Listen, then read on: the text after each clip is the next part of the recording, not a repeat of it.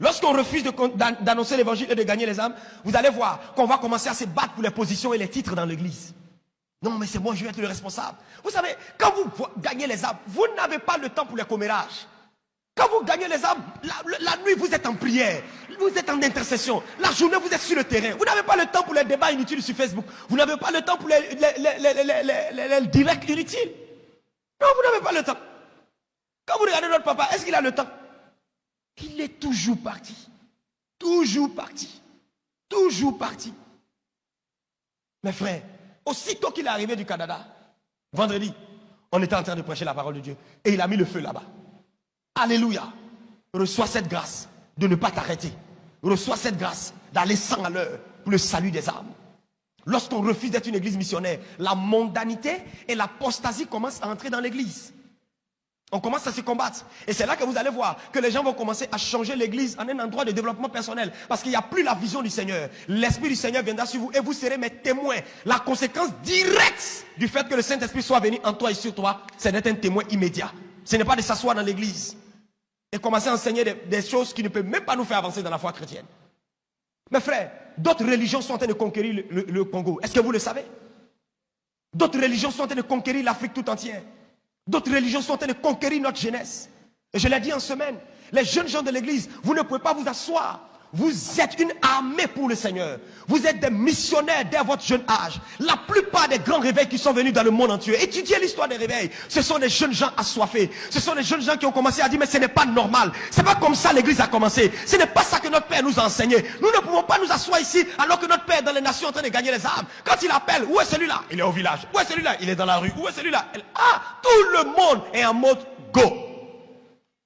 Mode go. Tout le monde en mouvement. Hommes en mouvement, les femmes en mouvement, les diacres en mouvement, les protocoles, sécurité, tout le monde en mouvement. Église missionnaire. Lorsqu'on abandonne la vision de la mission, on devient une église focalisée sur nos besoins charnels.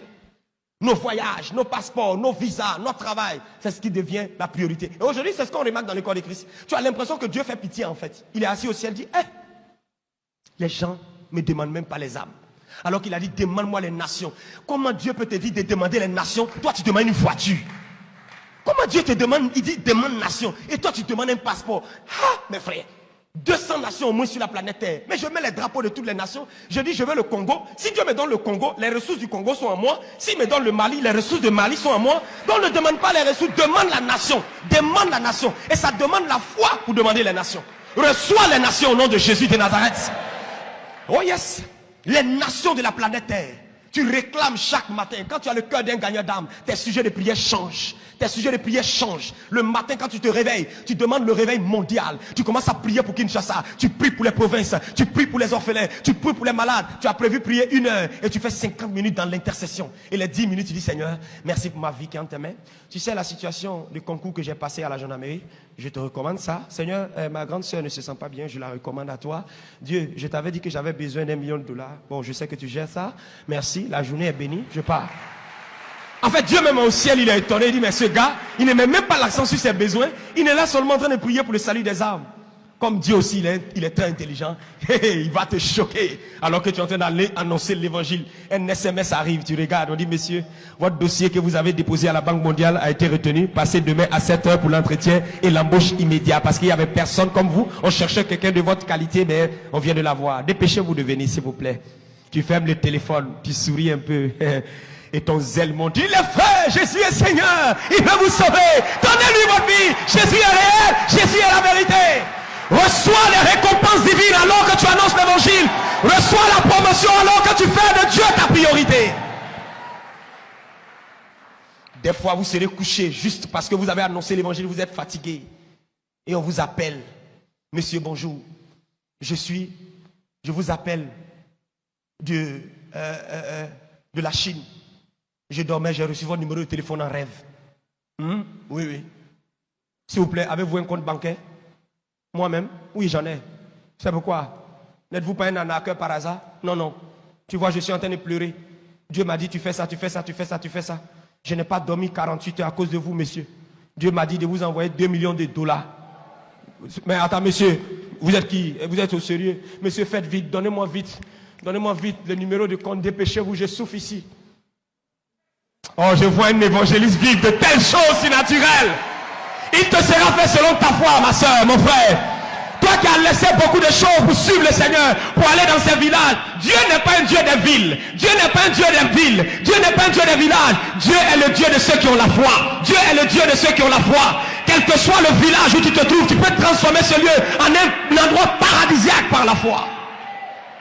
Moi, je ne suis pas à Abidjan, je suis à San Pedro, la deuxième ville portuaire de mon pays.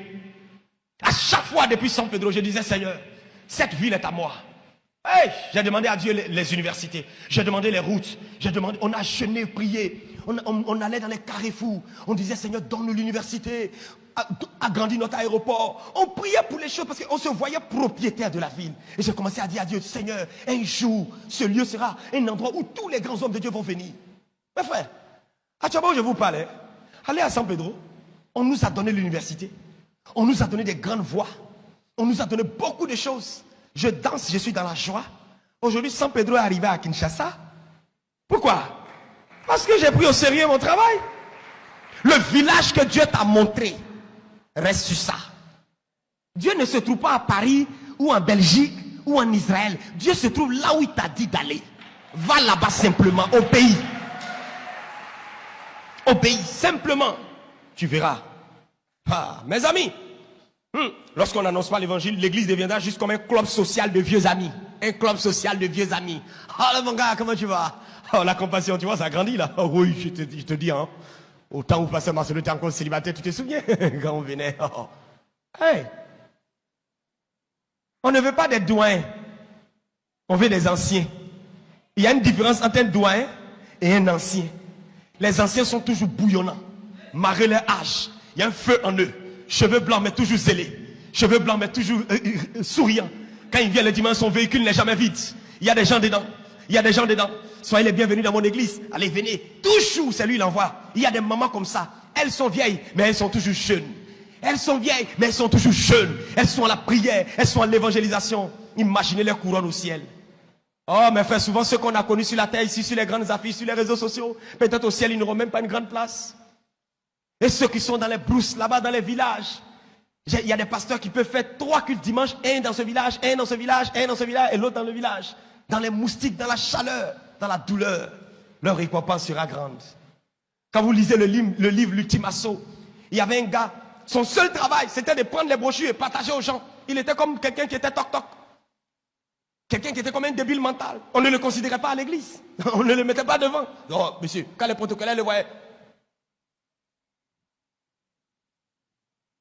Lui-même, il connaissait sa place. Il dit, oui, oui, je sais. Je vais m'asseoir là. Mais ce gars, quand il sortait, tiens. C'est pourquoi j'ai parlé de l'amour de Dieu au début. Quand vous aimez le Seigneur, vous n'attendez pas qu'il y ait jeûne, vous jeûnez. Quand vous aimez le Seigneur, vous n'attendez pas qu'il y ait évangélisation, vous allez à l'évangélisation. L'église missionnaire, l'église missionnaire, l'église missionnaire. Quand on n'annonce plus l'évangile, on ne prospère plus. L'église primitive, regardez très bien, alors qu'ils annonçaient l'évangile, qu'est-ce qui s'est passé? La Bible dit qu'il n'y avait pas de manque. Tout le monde était comblé. Tu veux prospérer? Annonce l'évangile. Homme d'affaires, je te mets au défi de rassembler tous tes employés et de leur dire baissez la tête. Aujourd'hui, le patron a changé. Baissez tous la tête. Non, mais monsieur le patron, moi je suis musulman. Hey, baisse la tête. Dans tous les cas, c'est moi je te paye. Un boss est un boss. Même s'il ne veut pas accepter Jésus, mais quand même c'est le boss qui l'a parlé. Si tu t'as mis ton salaire en jeu, mon gars, baisse la tête, baisse la tête. Mes frères, le royaume des cieux est forcé. Ce sont les violents qui s'en emparent. Ah oui, ce sont les violents qui s'en emparent. Pour n'avoir pas forcé certaines choses, on a laissé des âmes se perdre. Regardez certains de nos enfants, on les a laissés, on dit, oh, au temps convenable. Mais frère, il y a des temps convenables qui sont déclenchés par ta foi. Il y a des temps convenables qui sont déclenchés par ta foi. Ah oui, il faut que je te le dise. Parce que si tu ne comprends pas, tu vas te rendre compte que les âmes là sont parties. Pourtant, tu avais la responsabilité de les gagner. Papa, maman, c'est ce qui a fait que tu as laissé ton enfant plonger dans la drogue. Tu l'as laissé aller avec les amis. Tu n'as pas été dur. Moi, je viens de la religion islamique. Mes frères, à l'âge de 10 ans, 8 ans, 9 ans, à 5 heures du matin, on était réveillés. Dans notre maison, il y avait une mosquée. Pas dans le quartier, dans notre maison. Je prêchais en arabe. Sur les 30 jours de jeûne, je pouvais faire 28 jours de jeûne. Je cherchais Dieu. C'est pourquoi je vous parle de l'amour de Dieu. Je sais de quoi je parle, mes frères. Je cherchais Dieu. Je voulais savoir quel est le Dieu qui est vrai entre celui des musulmans et celui des chrétiens. Mais mes frères, il y a une question qui a fait que j'ai donné ma vie au Seigneur. Ah oui, voici la question. Mon frère, si tu meurs aujourd'hui, est-ce que tu seras sauvé? À quiconque musulman vous allez poser cette question, il ne peut jamais vous donner la réponse avec conviction. Il le dira toujours, Inch'Allah. Ça veut dire si Dieu le veut. Mais alors que j'ai donné ma vie au Seigneur, la Bible déclare, j'ai l'assurance de mon salut. Même si je meurs aujourd'hui, directement je m'en vais au ciel. Voici la différence. Nous, on a la conviction. Est-ce que tu as la conviction de ton salut? J'ai l'assurance de mon salut. Ni la mort, ni la maladie, ni les épreuves, ni les critiques. Rien ne pourra me séparer de l'amour de Dieu manifesté en Jésus-Christ. Tu dois avoir cette conviction en toi. Je suis désolé de te le dire, mais on n'a pas le même Dieu. Jésus est le seul chemin, la seule vérité et la seule vie éternelle. Il ne faut pas te tromper. Ça peut te sembler être radical, mais c'est la vérité qui va sauver ton âme. Il n'y a que Jésus seul qui peut donner la vie éternelle. Oui, je te le dis sans peur, sans crainte, confesse-le matin, midi et soir. Il reviendra bientôt.